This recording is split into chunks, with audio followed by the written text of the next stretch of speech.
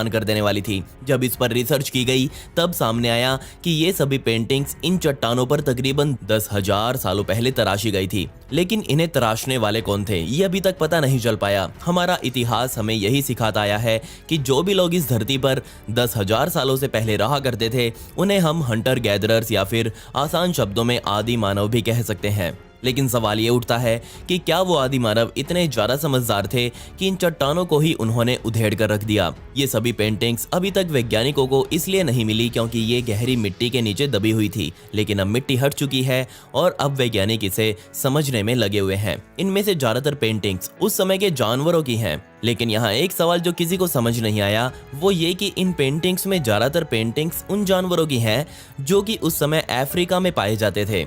तो इंडिया में रहने वाले लोगों को उस समय अफ्रीका के जानवरों के बारे में कैसे पता? क्या ये इस तरफ संकेत करता है कि वो लोग अफ्रीका से इंडिया में माइग्रेट हुए थे, या फिर हो तो ये भी सकता है कि यही लोग भारत के इस एरिया में आने वाले सबसे पहले इंसान भी हों। इनमें से एक पेंटिंग 10 नहीं बल्कि 12,000 साल पुरानी है, जो कि अपने आप में एक वर्ल्ड रिकॉर्ड है।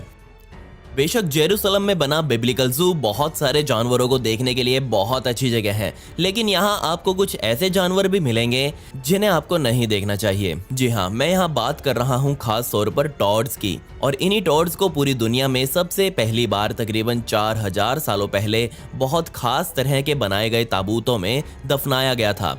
हैरानी वाली बात यह थी कि यहाँ वैज्ञानिकों को कुल 9 टॉड्स के कंकाल मिले, जिन्हें खास तरह के बर्तनों में एक लिक्विड के अंदर दफनाया गया था। लेकिन चौंक तो सभी तब गए जब उन्हें यह पता चला कि ये सभी टॉड्स अपने आप नहीं मरे थे, बल्कि इनकी तो हत्या की गई थी। ये खोज वैज्ञानिकों के लिए इतनी अजीब थी कि इसका मतलब अभी तक वैज्ञानिकों को समझ ही नहीं आया, और हो सकता है कि वो कभी समझ भी ना पाए।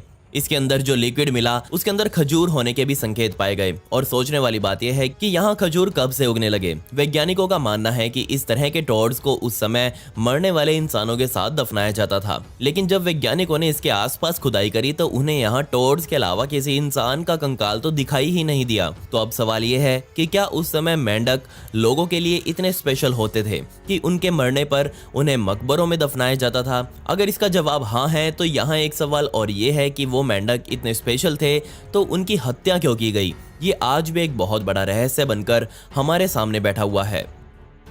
मेरी वर्ल्ड टूर ऑफ डिस्कवरीज की लिस्ट में अब हम चाइना जाएंगे, क्योंकि यहीं पर आपको ऐसा एक मॉन्यूमेंट देखने को मिलेगा जिसे यहाँ सन एल्टर के नाम से जाना जाता है। इस ऐतिहासिक मॉन्यूमेंट को सन 2017 जुलाई के महीने में सिनजियांग प्रोविंस में देखा गया था। यह रहने वाले लोगों का मानना है कि गोलाकार में बना ये स्ट्रक्चर तकरीबन 500 फीट चौड़ा है और वो तकरीबन 3,000 सालों पहले यहाँ बनाया गया था। उस समय यहाँ पर घुमंतु प्रजाति के लोग कभी रहा करते थे।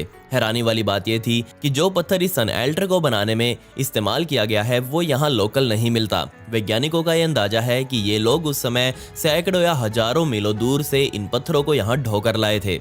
ये स्ट्रक्चर मुझे मंगोलिया में बना यर्ट्स जैसा कुछ लग रहा है, और वो लोग भी यर्ट्स को भगवान सूर्य देव की ही पूजा करने के लिए इस्तेमाल करते थे। लेकिन चाइना में ऐसा कुछ कहीं और क्यों नहीं पाया गया?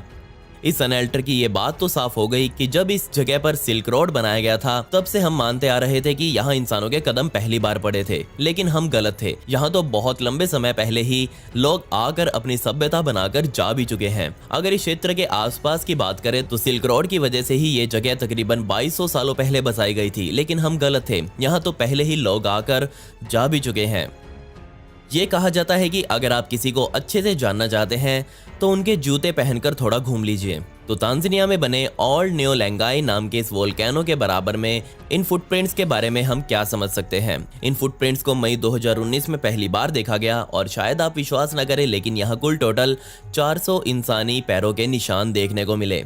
और जब आपको इन फुटप्रिंट्स की उम्र बताऊंगा तो सच में आप अपना माथा पकड़ लेंगे। जी हाँ, ये फुटप्रिंट्स यहाँ 1 या 2 सालों से नहीं बल्कि पूरे 19,000 सालों से यहाँ ऐसे ही छपे हुए हैं। जब इन फुटप्रिंट्स पर शोध किए गए तो ये सभी फुटप्रिंट्स कुल टोटल 12 लोगों के थे जो कभी इस रास्ते पर चले होंगे। 12 लोगों के ग्रुप में आदमी, महिलाएं और बच्चे भी शामिल थे। ये फुटप्रिंट्स आज इतनी अच्छी हालत में मौजूद हैं कि वैज्ञानिकों को ये तक पता चल गया है कि उन 12 लोगों में से एक आदमी का पंजा थोड़ा टूटा हुआ था। यहाँ रहने वाले लोकल लोग इस वोल्केनो को माउंटेन ऑफ गॉड के नाम से जानते हैं। और इंटरेस्टिंग बात यह है कि ये सारे फुटप्रिंट्स वोल्केनो से निकलते हुए मैग्मा के अंदर बने हुए हैं। जी हाँ, आपने सही सुना, वो लोग उस समय वोल्केनो के फटने के बाद इसके ऊपर चढ़ाई करते हुए जा रहे थे। इनके ऊपर मिट्टी की एक बहुत मोटी परत चढ़ी हुई थी जो इन्हें इतनी अच्छी हालत में संभाल कर रखे हुए है। लेकिन मुझे तो ये समझ नहीं आया कि एक हाल ही में फटे हुए वोल्केनो के ऊपर उन लोगों ने चढ़ाई करने की सोची भी कैसे? क्या वो भी इस फटे हुए वोल्केनो की जांच करने के लिए ऊपर जा रहे थे? शायद हम इस सवाल का जवाब कभी ना ढूंढ पाएं। जब भी मैं इस तरह की वीडियोस